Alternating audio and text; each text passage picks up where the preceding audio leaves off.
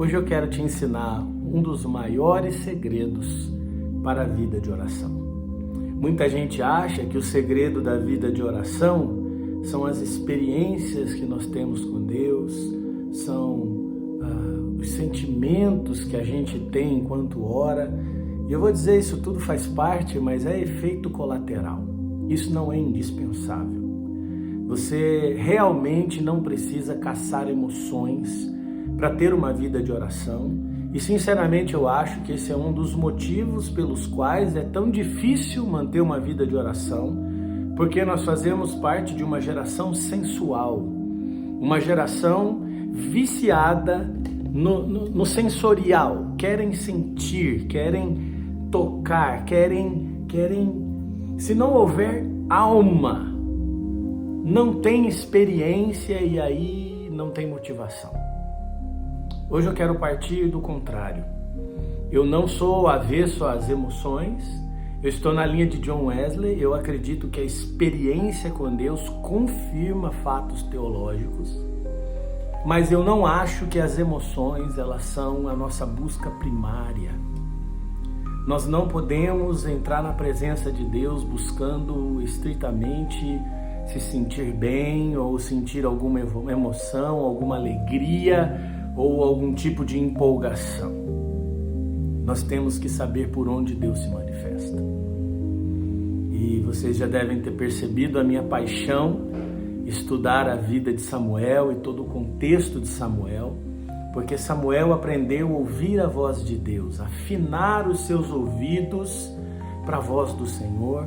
E nas passagens de Samuel nós vemos dicas, e mais do que dicas, revelações que vão nos ajudar em nossa intimidade com o Senhor. Hoje eu quero partir do texto de 1 Samuel, capítulo 2, verso 12, e esse aqui é o diagnóstico de uma geração que deixou de ouvir Deus. O capítulo 3 começa dizendo que a palavra é muito rara e as visões não são frequentes. Ou seja, eles não tinham experiência com Deus porque a sua espiritualidade estava vazia. Eles não tinham visões, eles não tinham encontros com Deus marcantes, porque a espiritualidade estava vazia. E o grande perigo é a gente tentar buscar as emoções, as visões, as experiências, como Samuel teve de ouvir a voz de Deus, porém sem fundamento. E aí nós vemos o vício da nossa geração em tentar produzir um culto emocional, em tentar viver uma vida emocional. E quando você conversa um pouquinho com as pessoas, você vê que elas não estiveram com Jesus. Elas nunca estiveram com Jesus. Porque se tivessem estado com Jesus, seu palavreado mudaria, seu comportamento mudaria, sua maneira de se vestir mudaria, sua maneira de se manifestar no mundo mudaria completamente. É impossível alguém que anda com Jesus continuar da mesma maneira. Agora, por que essas mudanças reais não estão acontecendo? Porque nós estamos buscando experiências emocionais ao invés de buscar a Deus. E esse é o retrato dessa geração de Samuel, que diz assim, 1 Samuel 2,12, eram, porém, os filhos de Eli, filhos de Belial, não conheciam ao Senhor. Aqui tem um contraste poderoso de palavras. Eli significa ascensão. Todos nós somos filhos de Eli, todos nós. Você que aceitou Jesus, você que ama a Deus, você é um filho de Eli. Você foi chamado para brilhar cada vez mais até se tornar dia perfeito. Você foi chamado para estar cada dia melhor. Porém, na mesma frase está dizendo, os filhos de Eli eram filhos de Belial. E Belial significa o oposto. Belial significa decadência moral, decadência espiritual, decadência social. E sim, quando nós abandonamos o nosso crescimento na presença de Deus, a nossa exponencialidade na vida secreta, quando abandonamos a vida de oração, a nossa vida moral é atingida, a nossa vida social é atingida e a nossa vida espiritual é atingida. Nós começamos a engolir coisas que antes não engolíamos moralmente. Nós começamos a aceitar coisas sociais que antes não aceitávamos por causa da palavra de Deus. E isso vai afetando a gente. É o caminho do filho pródigo, literalmente. Ele começa quebrando um princípio social, ao quebrar uma aliança com seu pai, com sua casa.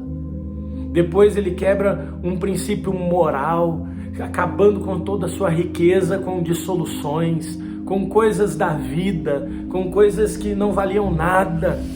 E por último, ele quebra um princípio espiritual, que era estar com porcos. Jesus estava falando, Mateus em especial, estava escrevendo aos judeus, e é muito pesado Jesus dizer que um menino judeu chegou no fundo do poço comendo comida de porco. Jesus sabia o que estava dizendo, e de fato é esse o caminho. Quando nós não estamos buscando a presença de Deus, e não estamos buscando sua palavra, não estamos buscando conhecê-lo, nós entramos em uma derrocada, em uma queda, viramos filhos de Belial. E o texto é claro em dizer, por que eles viraram filhos de Belial? Porque não conheciam ao Senhor. Essa é a consequência imediata de não conhecer a Deus. E conhecer aqui não é intimidade, não. Conhecer aqui é conhecer o que está escrito. Conhecer a palavra. Conhecer o básico. Os próximos versículos do 13 ao 16 vai mostrar que esses meninos erravam no básico. Esses meninos erravam naquilo que a Bíblia era clara, não era na entrelinha. Será que isso é pecado ou não? Será que não é a interpretação do meu pastor? Será que não é a visão da minha igreja? Não era nada disso.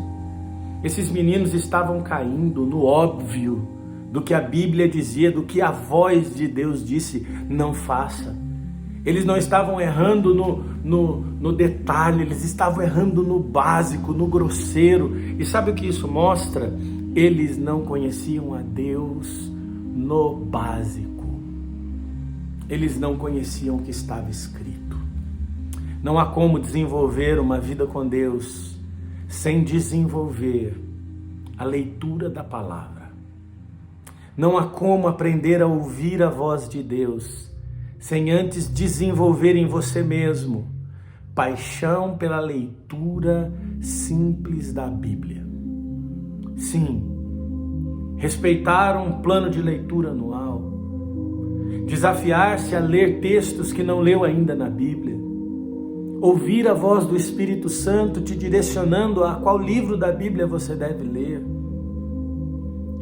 Sabe, se nós desejamos conhecer a Deus, nós temos que buscá-lo primeiro em sua palavra. Quando esses jovens se dedicam às coisas de Deus sem conhecer a Deus, eles praticam algo abominável. Deus diz assim, o verso 17 diz, era pois muito grande o pecado desses moços perante o Senhor, porquanto os homens desprezavam a oferta do Senhor. Por não conhecerem o mínimo da palavra de Deus, eles estavam tornando a oferta do Senhor desprezível. E é isso que nós carregamos como responsabilidade. As nossas atitudes mostram para os homens o quanto Deus deve ser respeitado.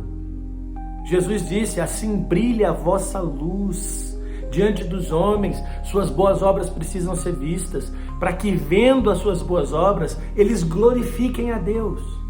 Esse é o caminho natural. As nossas boas obras trazendo glória ao nome do Senhor. Então, meus amigos, eu quero incentivá-los a ler a Bíblia de maneira simples. Esse vídeo é para te incentivar a ler a Bíblia. Mas em meu tempo de oração, pastor, você vai passar o seu tempo de oração lendo a Bíblia.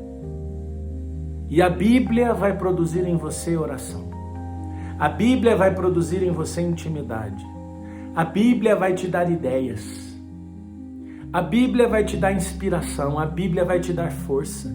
Se você não jejua, a leitura da Bíblia vai te levar a jejuar. Se você não ora, a leitura da Bíblia vai te levar a orar. Se você não anda na presença de Deus, a leitura da Bíblia vai te levar a andar na presença de Deus. Se você ainda não abandonou alguns pecados, a Bíblia vai arrancar de você esses pecados. A Bíblia é o próprio Cristo. Ele é o Verbo de Deus. E se nós desejamos encontrá-lo, nós precisamos desempoeirar esse velho livro, essa velha mensagem, que de velha não tem nada, como diria Billy Graham, se não me engano. Esse livro está mais atualizado que a manchete de jornal do dia de amanhã. Meus amigos, se nós queremos a presença de Deus novamente, nós precisamos desenvolver a leitura da palavra de Deus. A leitura simples, a leitura sincera, a leitura exclusiva da palavra de Deus. Então eu quero te incentivar a abraçar um plano de leitura bíblica anual. Nós estamos chegando no meio do ano e dá tempo ainda de você se dedicar a um plano de leitura bíblica. Eu quero deixar para vocês aqui na descrição o plano de leitura anual que eu uso e dá tempo de você usar também. E eu quero que você se dedique a ler a Bíblia, se dedique a meditar na palavra de Deus e com certeza você encontrará Deus. A palavra de Deus é a maneira que Deus usou para falar a respeito dele mesmo. Tudo o que Deus quis revelar dele, ele revelou na própria palavra. As emoções são maravilhosas, as experiências são indescritíveis. É impossível você andar com Deus e não ser impactado em suas emoções e não ter experiências extraordinárias. Impossível, impossível.